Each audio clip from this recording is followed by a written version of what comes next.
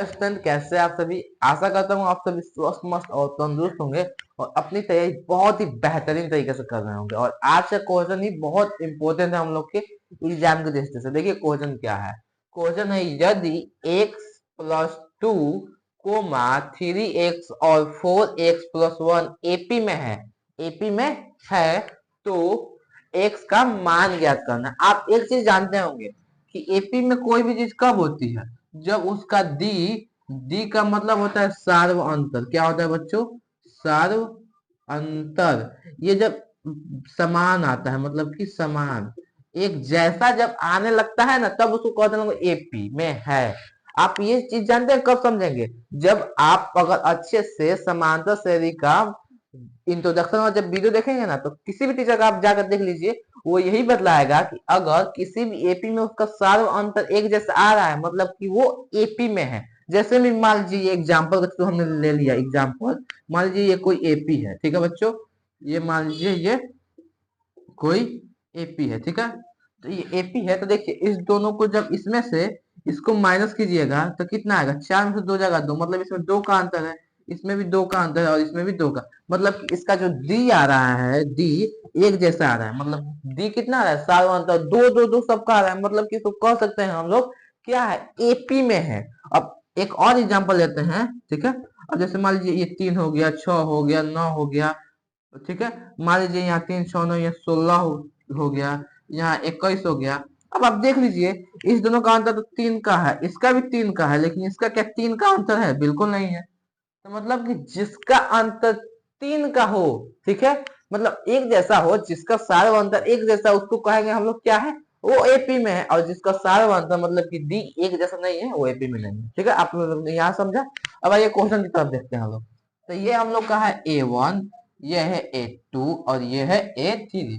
अब हम लोग को डी निकालना है, तो डी को कैसे लिख सकते हैं? तो देखिए यहाँ से कितना डी निकाल सकते हैं? तो 2 डी निकाल सकते हैं, क्योंकि इसमें से इसको घटाएंगे तो वो एक डी निकल जाएगा और इसमें से इसको घटाएंगे तो एक डी। तो इसको लिख देंगे D1 बराबर D2, ठीक है।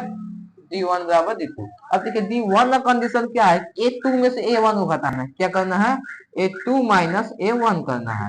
और D2 का कंडीशन क्या है? A3 में से A2 को घटाना है। A3 में से कितना घटाना है? A2 को घटाना है। अब क्या करेंगे कि A2 और A2 को एक पास करेंगे, तो करेंगे तो यहाँ A2 ये वाला लिख दिया हमने, ये यहाँ माइनस में है तो लेफ्ट साइड भेजेंगे तो प्लस का हो जाएगा A2, ठीक है। और यहाँ बचा है A3, ये A1 देखिए इधर माइनस में, उधर भेजेंगे तो प्लस में हो जाएगा A1, ठीक है।